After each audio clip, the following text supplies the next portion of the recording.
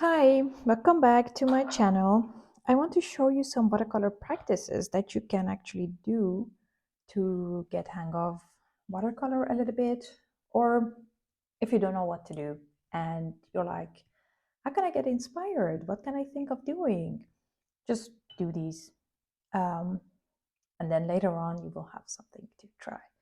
So the very first one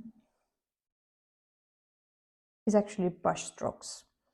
So these round brushes have a very beautiful thing to them, and that's you can start very thin, put the pressure, and pick it up. I don't think you can see this very clearly, so let's try with more color.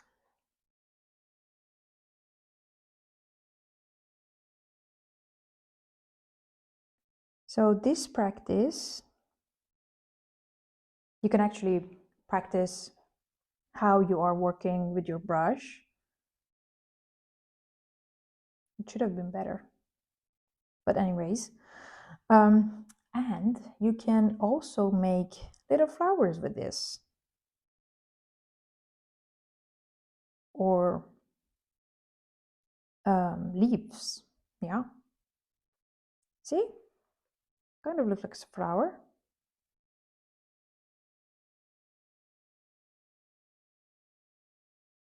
It's really fun. And the same practice you could do with, you can do it like this.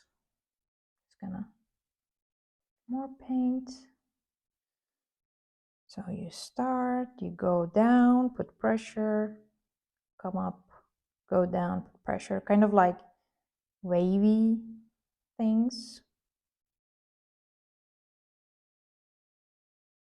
It's actually really fun and very relaxing. The next practice that you can do is to start with color, well, with one color, sorry. So you have a start with a very light wash. I'm not sure if you can see it now. And then you go ahead and add more and more color to it. Basically try to make a gradient.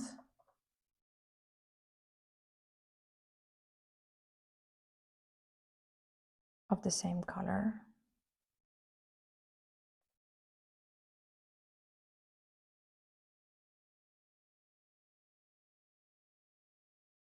I think these two are almost the same.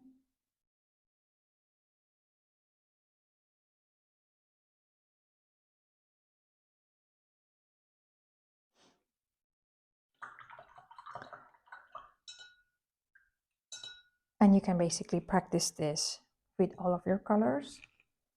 The next thing that you can do, which is very nice, is, for example, to start with yellow.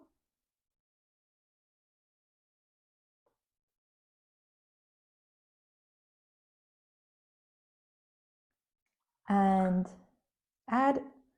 start adding a little bit blue. Just be careful when you add blue, because you should add a lot less blue. Well, I kind of lost it now. I added too much blue. Okay.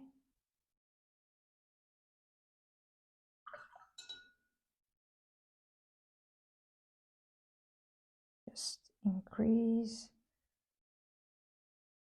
the amount of blues.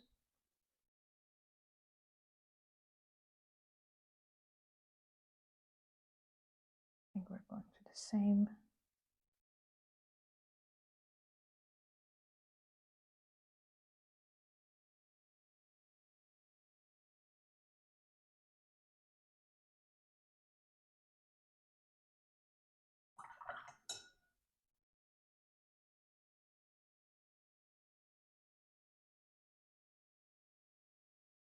They probably missed one. No, it's not really that easy as it looks. But it is fun, especially a very nice practice is actually, let me find my smaller, yes, is to start with the yellow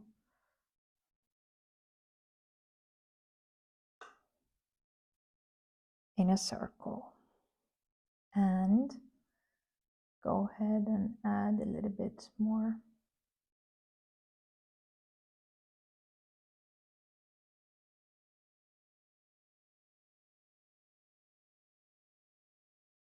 Orange. I think my set is not really organized, but that doesn't matter. Ooh, that's maybe too much.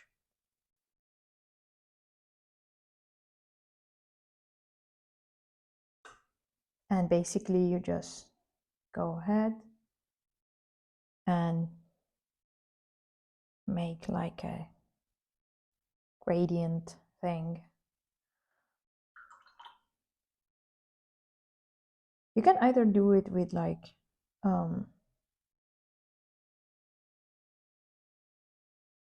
with this, or like adding color, or you can just go ahead with your set. That's also fine. Nobody's watching you.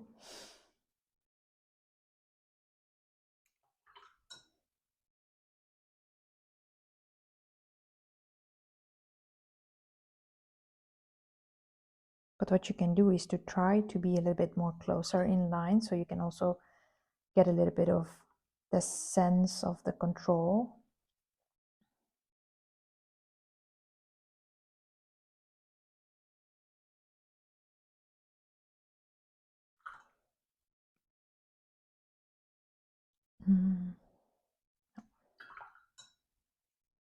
Yes, my set is definitely not very well.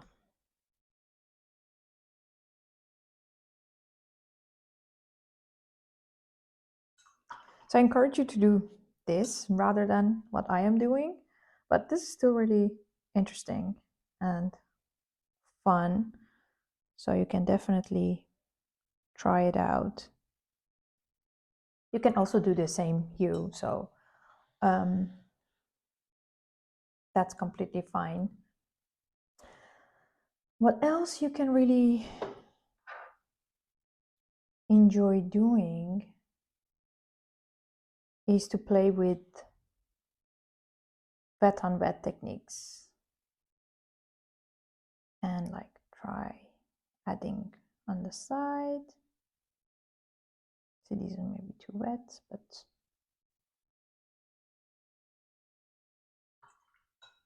or add the color and then drop water. What else you can do? You can actually use a very dense color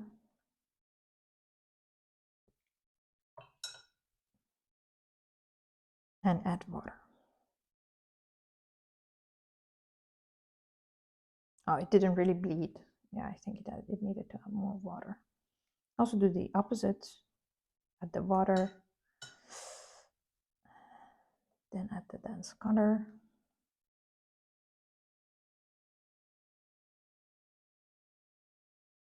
They look a lot more interesting when you're doing it with ink. You can let it dry and see how it looks. So these are very simple practices that you can do. The next practice that you can do is to do monochromatic paintings. So I wanted to show you my sketchbook from when I was starting watercolor.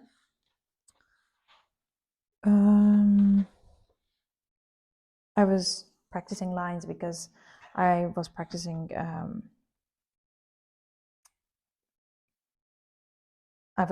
calligraphy, but this is what I want to show you.